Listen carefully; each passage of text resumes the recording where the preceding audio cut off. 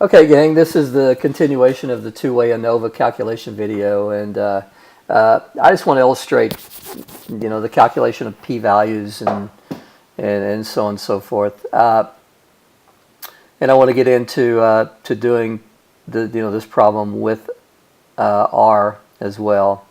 So what I did, I went ahead and made the calculations, and I found out that the sum of squares for factor A was 297.5. and the sum of squares for the error was 383.70. Let me show you how I did these calculations. So at the end of the day, there's 2 out of 4. So, well, actually 2 out of 5, but once you get to 4, you can clearly go back to the fact that, the sum of squares for A plus the sum of squares for B plus the sum of squares for the interaction plus the sum of squares for the error has to be equal to the sum of squares for the total. So if you can get 4 of the 5, you can easily get the 5th one. So what I did here, the sum of squares for A turned out it's not that bad because there are only three column means, actually 3 row means in this case.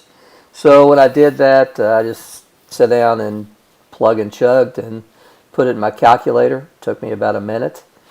And I ended up with 297.37. Guys, in my calculations, I used the mean of 36.27. Even though I rounded this to 2 places, when I plugged it in my calculator, I used 36.275. So, if we're off a little bit, that's cool, just rounding errors. Now, sum of squares for the error, I cheated. I used Excel, and I'll show you how I did this. It's kind of clever way to do massive calculations. All I did was in Excel, I had the measure and then I had the factor. Well, from earlier, I saw that the cell A1B1 had a mean of 34.5, so I just filled in 34.5 for each of those. The cell A2B1, which again, if we'll go back to go back earlier.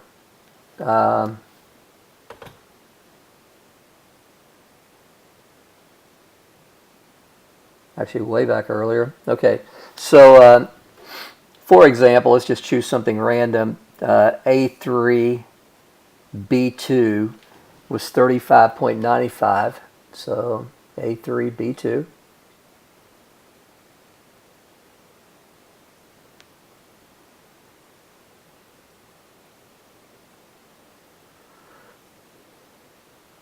So A3B2 was just, again, 35.95. Next thing I did is I used the fill down feature of Excel, which worked really nicely.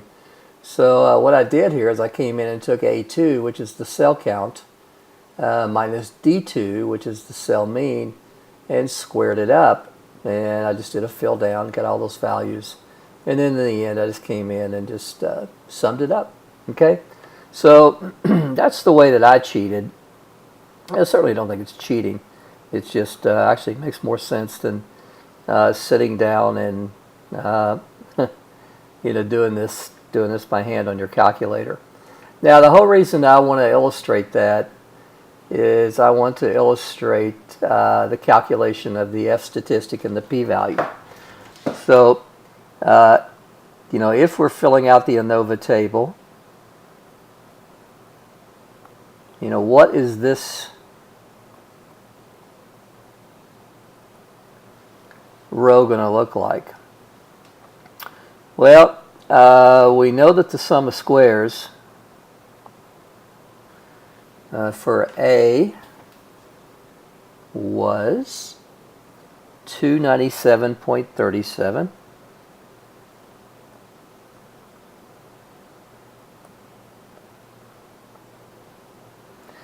And we know that the sum of squares for the error is 383.73.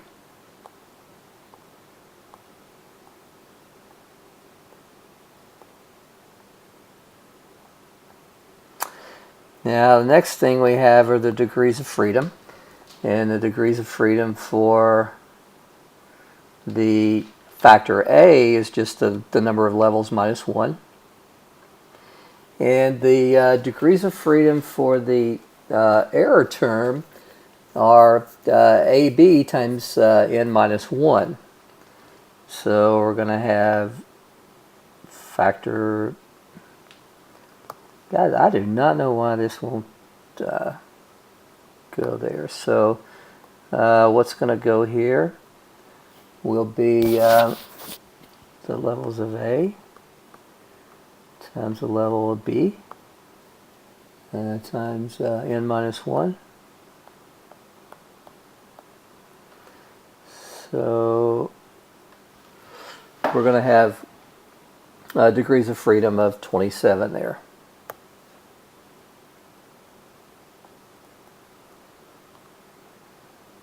You think these calculations are bad? Wait till we get to something like the Mankova design. This stuff gets completely crazy.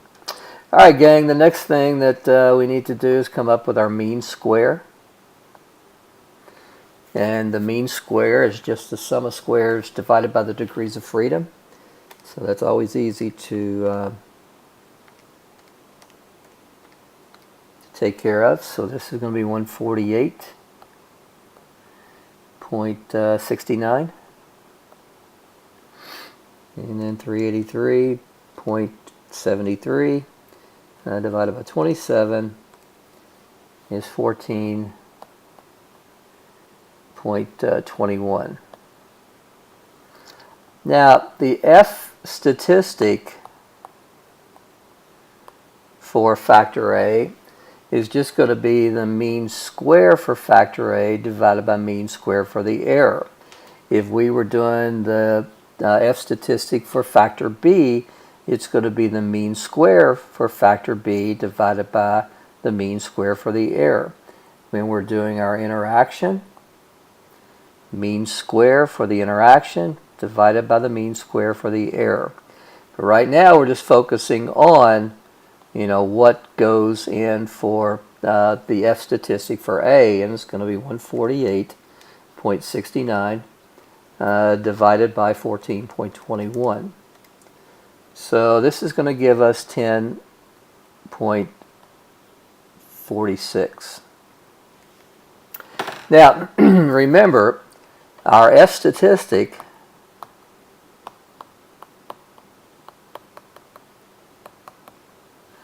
follows the F distribution, and this is the F statistic for factor A.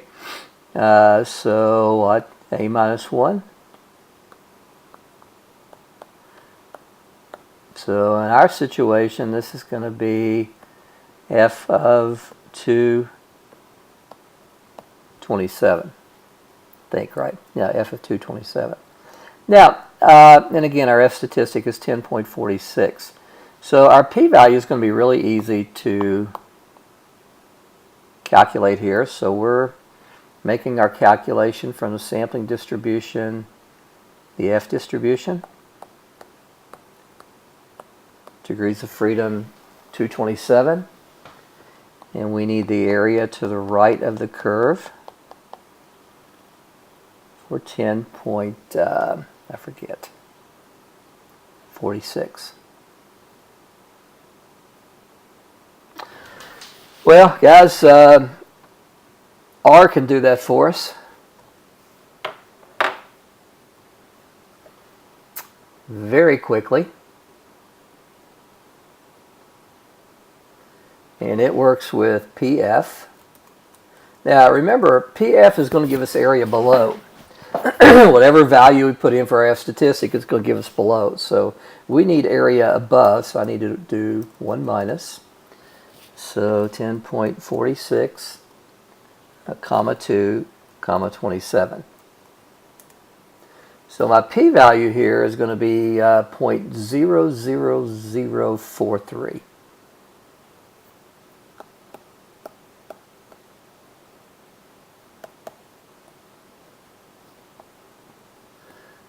And I'm writing this down so I've got it once I go back to the blackboard here. Okay?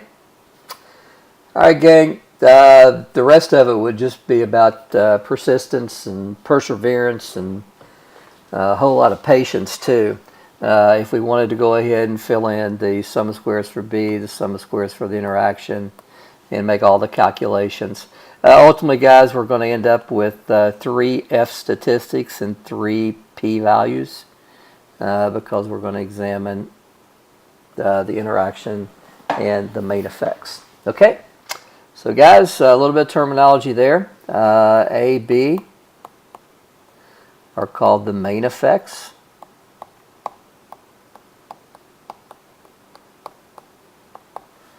And obviously A cross B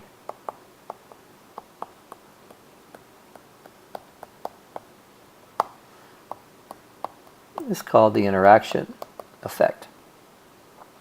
So what I want to do now is I want to illustrate using R what we actually get here. Okay, so looking at this hypothetical example of factor A and factor B, what would we do once we ran this out?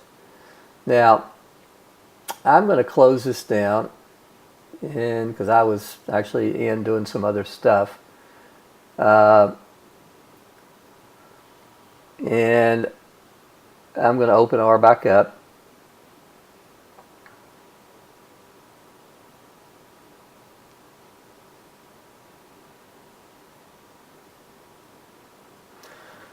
All right, so set working directory.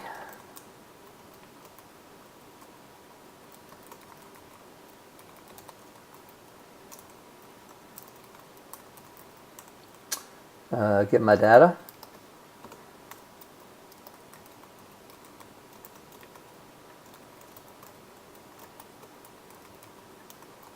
Attach my data.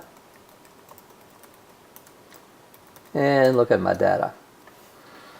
Now, I know factor A and factor B. I pointed out earlier that we need to set that as a factor, but I know from experience that you know, I know it's going to treat those as categorical data, so I really don't need to do that. So if I'm ready to get in and just take a look at what's going on here, I'm going to run my ANOVA. So I'm just going to call it, you know, my model. And I'm going to run AOV, measure, over,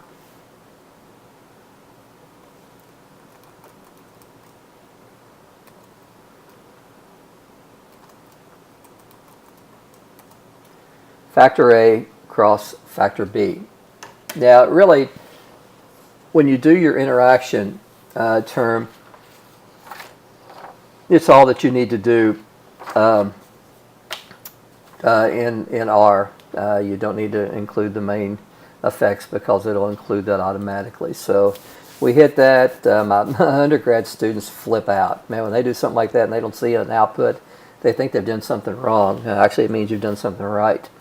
If you hit model, you're going to see that you get the sum of squares and degrees of freedom for your terms.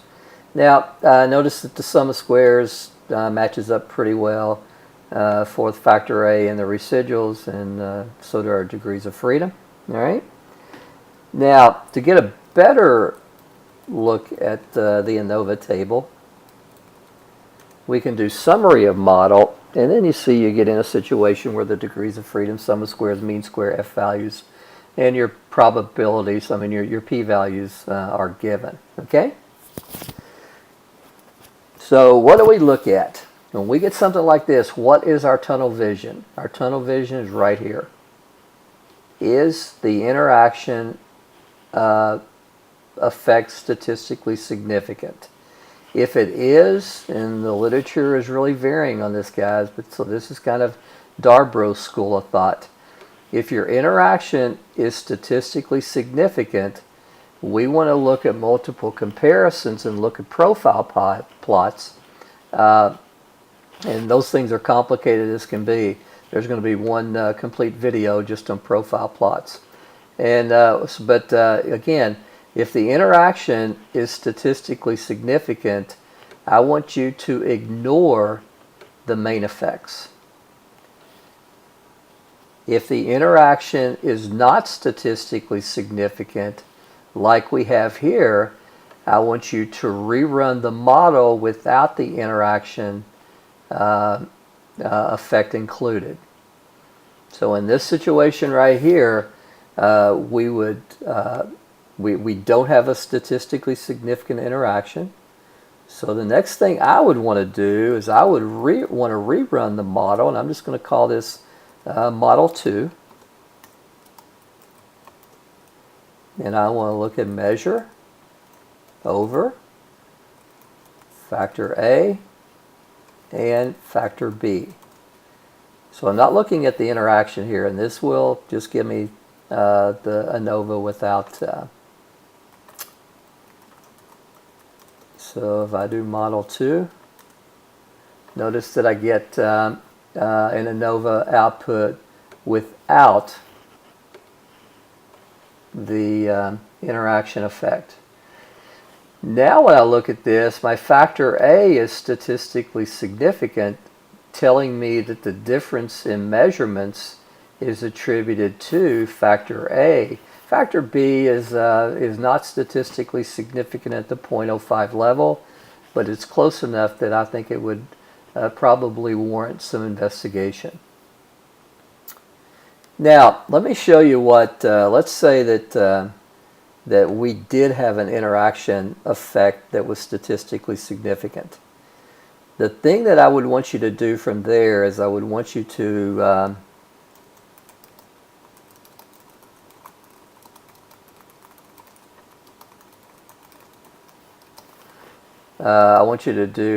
then conduct a post hoc and create a profile plot of marginal means. So let me show you how to do that. Post hoc here we would run a Tukey HSD, and I want to run this over the model that includes the interaction, and I just called that model. Okay. Now what this does, it comes in and gives us pairwise comparisons, and it's pretty natural to just come in here and start trying to locate the p-values that are less than 0.05. So in this situation we see that A2B3 and A1B1 are statistically significant. Now in this situation, you know, what the heck does that mean? It tells you that if we go to A2B3,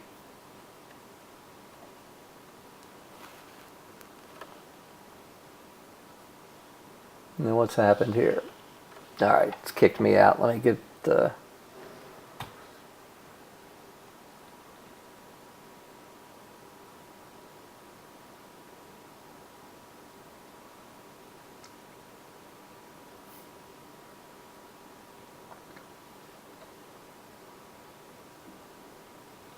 All right, gang, let's go back.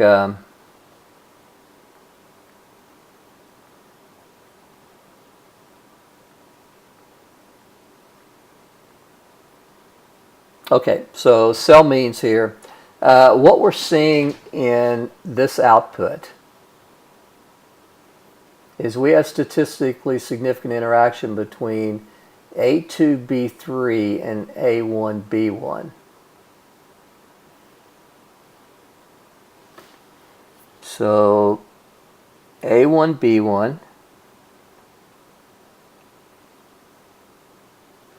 and what was it, A2B3?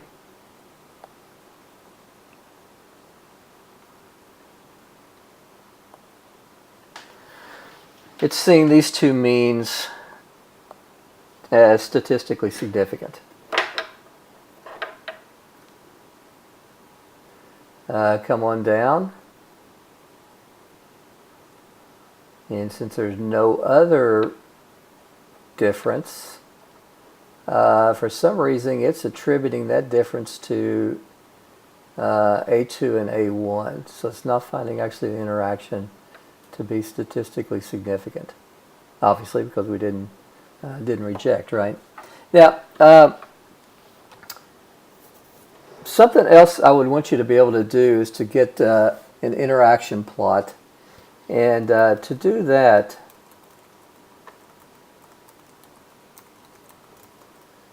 we would run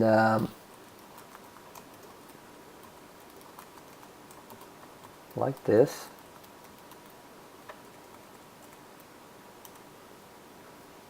And interaction plots tell us a lot if we can figure them out. Now, I don't like the way this one lays out at all. Because, first of all, it allows us to compare our levels of A1 across factors of well, I should say our factors B across A1, A2, and A3. We found statistical significance. You know what? I think this is actually going to give us a better plot.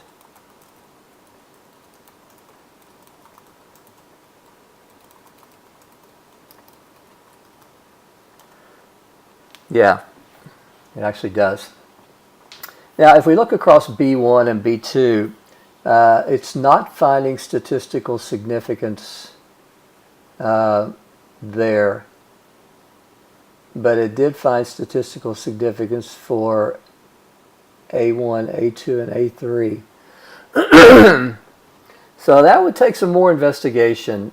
I'll tell you what I'm going to do. The next video that I put up, I'm going to go through a very, very, very thorough, starting with elementary, at the elementary level, I guess, how we actually look at a profile plot.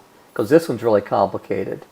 You can see why, or at least I can see why B was almost statistically significant and A was, and it's really clear why there's no interaction. So let's